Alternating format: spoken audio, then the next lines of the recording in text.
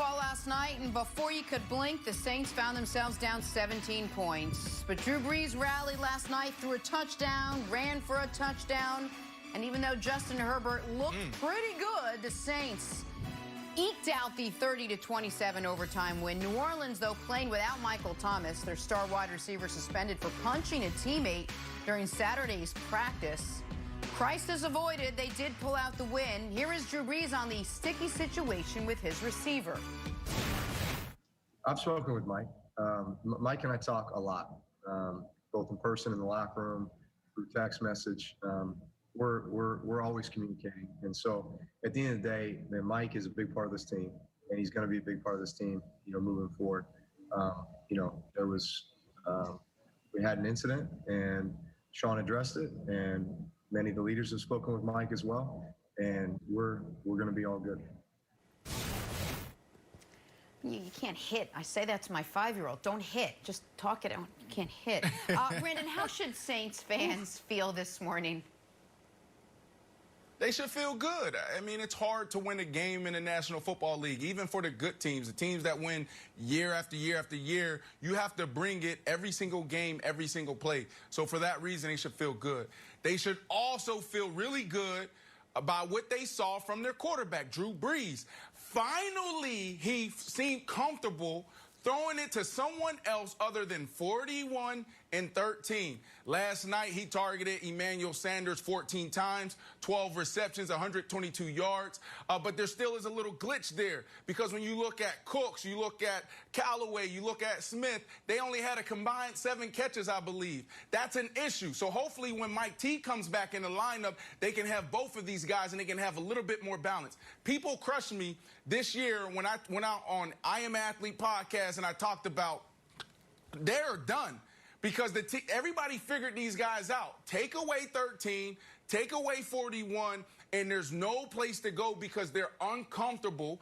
Coach Payton dialing it up for anybody else, and Drew Brees feeling comfortable throwing the ball to someone else. So for that reason, I didn't think that they would be good this year. Actually, I thought they'd have a good regular season. They'll struggle in the postseason like they have the last 2 or 3 years. But last night, man, Drew Brees let it go. And something clicked for him when he said, I'm just going to let it rip. Emmanuel Sanders looked really good coming off the ball. He was explosive. He was fast. His route running looked like he was back with the Pittsburgh Steelers. And let's look at this graph so I can really highlight and show you guys how alarming this trend is in New Orleans with them not getting other guys involved. How many times have a wide receiver gone over 100 yards in the past 3 years? Mike Thomas, of course. He's one of the greatest receivers in the game right now. But then you have Ted Ginn with a holy 3. Then you got Smith 2, and then Emmanuel Sanders finally added another one to the board last night. So he felt comfortable throwing it to that guy, and that's the reason why they escaped with a win. So Drew Brees just doesn't look like himself, though, Brandon. Like, he's not the high-flying Drew Brees, and it's kind of like I feel good as a Tom Brady fan that Tom Brady looks more like Tom Brady than Drew Brees looks like Drew Brees. But that's a good take, Kevin. Here's the other thing, though, Nick. Yeah, right. That makes sense. If you do say so yourself. What are we doing with Taysom Hill? Is Taysom Hill good or is he not good? He has a bad night, and then all of a sudden, like, game-tying touchdown. So, Nick, I know you're the leader of the Taysom Hill fan club, especially after his big contract. Are you back on the Taysom Hill bandwagon? Whoop, whoop, after he leads the Saints to a big win against the Chargers. So this is, again, I get painted into these corners. I am on the record. All 32 teams would love to have Taysom Hill or someone similar to him on their team because he can do a little bit of everything. The problem is he's not really good at anything. And the way the Saints you're throwing him passes in the red zone, you're calling this play at midfield. You want to use him as a wildcat-ish quarterback in the red zone. That's great. You want to use him in special teams. That's great. But the way they're trying to force him into the lineup, it's second down at midfield. This is Taysom time when he's still working on double-digit career completions. Not quite there yet. I don't understand. But, Brandon, I want to go back to you on Drew.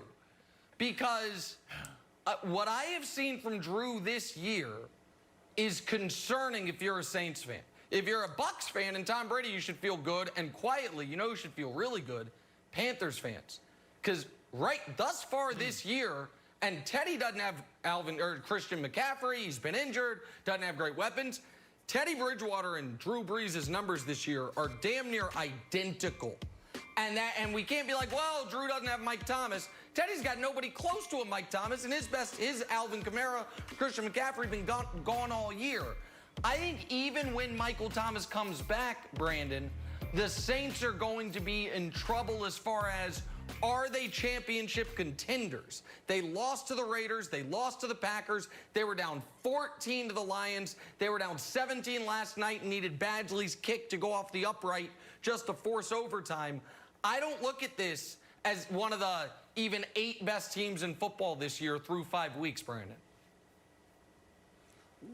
Well, here's the thing. Remember, I just said that I said this team will not be good this year. They have a decent regular season, a good regular season, and they'll struggle in the postseason like they have the last couple years.